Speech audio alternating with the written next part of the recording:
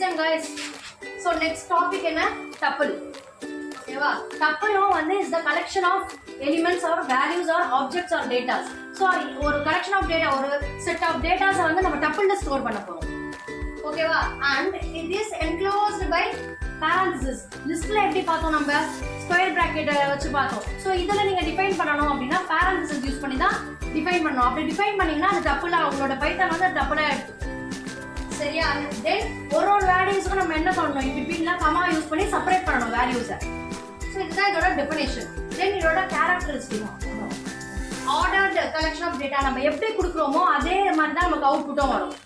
ஒரு இண்டெக்ஸ் 0 இண்டெக்ஸ்ல இந்த எலிமெண்ட் கொடுத்தா அதுதான் உங்களுக்கு அவுட்புட்டா வரும். நெக்ஸ்ட் என்னன்னா இம்மியூட்டபிள்.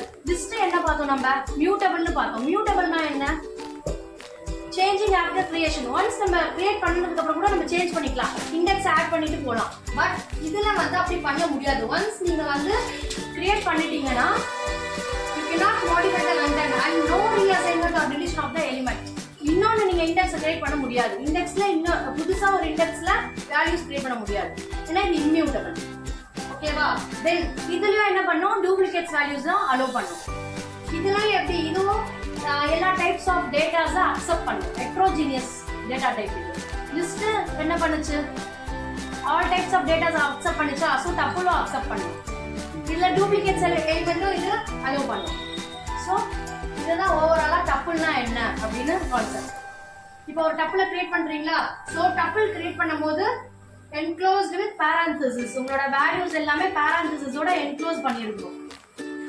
நெக்ஸ்ட் என்ன அப்படின்னா எம்டி டபுள் எப்படி கொடுக்கணும்? நீங்க அங்க லிஸ்ட்ல எப்படி கொடுத்தீங்க? நார்மலா ஸ்கொயர் பிராக்கெட் யூஸ் பண்ணி பண்ணிட்டீங்க. இங்க வந்து parentheses யூஸ் பண்ணணும்.